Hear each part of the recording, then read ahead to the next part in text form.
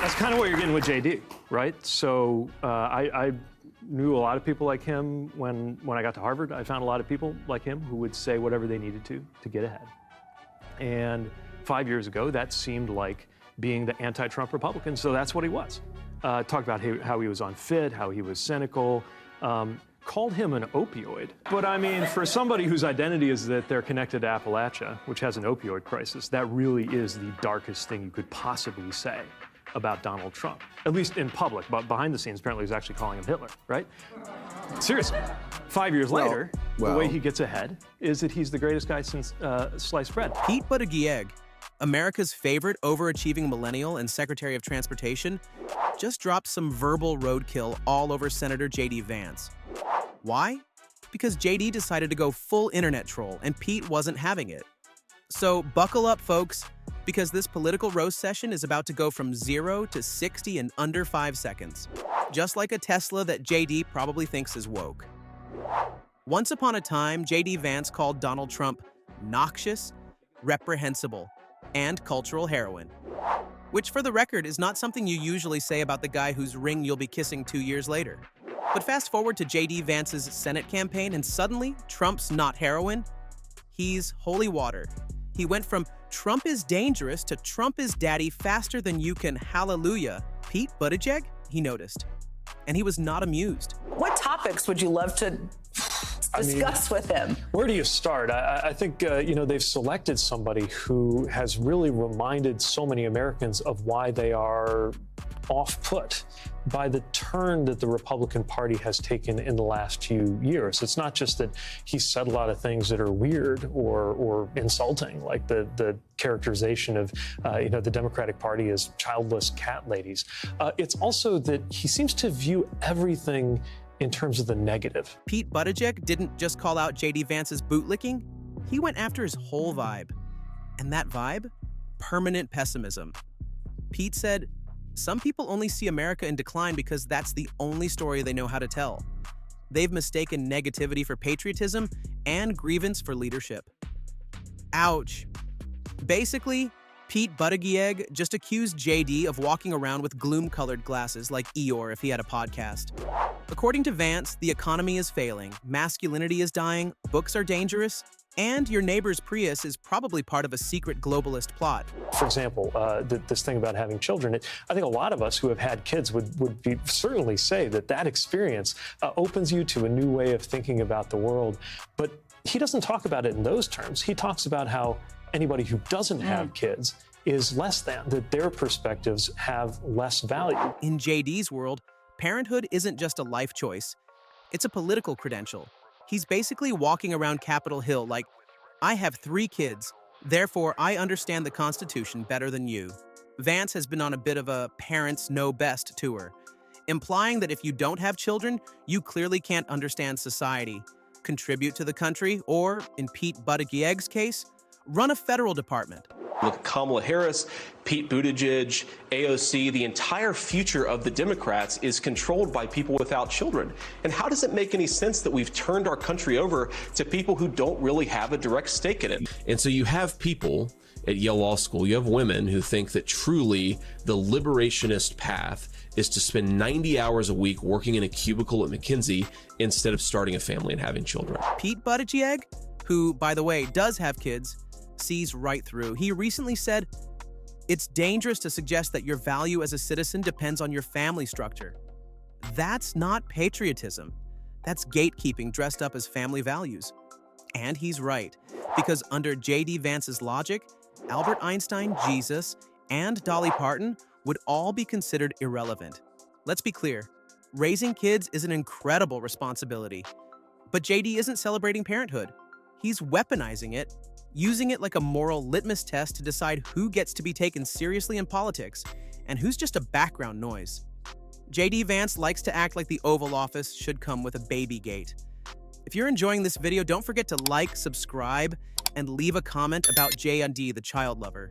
I worry that it makes people more sociopathic. If you're making $100,000, $400,000 a year, and you've got 3 kids, you should pay a different, lower tax rate. I think we have to go to war against the anti-child ideology that exists in our country. The entire Democrat Party is like this childless cabal. When you go to the polls in this country as a parent, you should have more power. If you want to experiment on somebody's kids, Kamala Harris, AOC, and so forth, have your own kids. They're increasingly the party and the movement that doesn't have kids. The left has effectively been taken over by a lot of childless people. It's like every time JD Vance sees a person without a kid, he hears the purge siren go off in his head.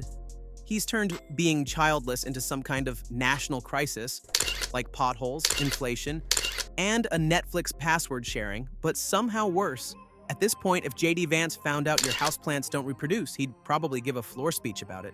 Pete Buttigieg, who's openly gay and recently became a father through adoption, has heard this nonsense before, and he's had enough. At a press event, Pete coolly responded, "I didn't realize changing diapers gave you exclusive access to the truth." Boom.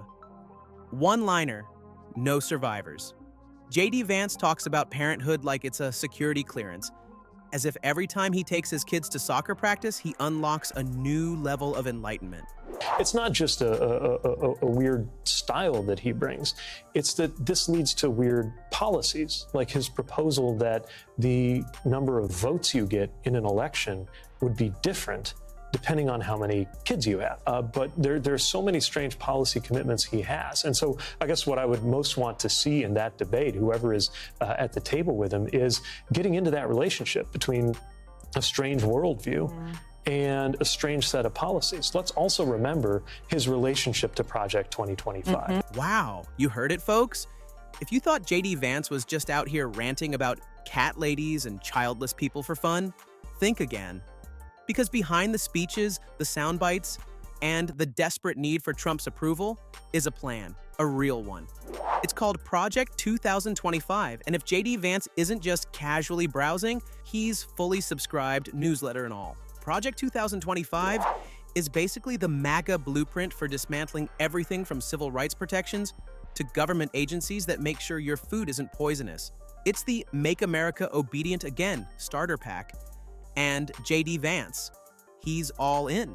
The project suggests disbanding federal agencies like the Department of Education, an idea Trump has supported, and the Department of Homeland Security.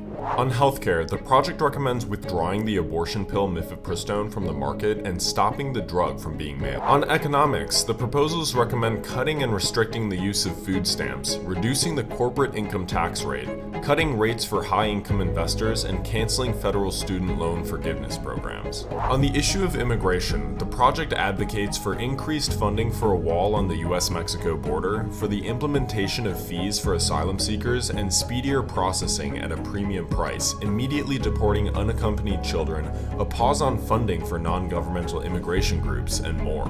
This is just a tiny summary of what is actually to come inside Project 2025. This isn't just a policy proposal. It's a 920-page instruction manual for turning the executive branch into one giant Trump loyalty camp. It's basically a federal government that operates like Trump's Twitter account, but with nukes.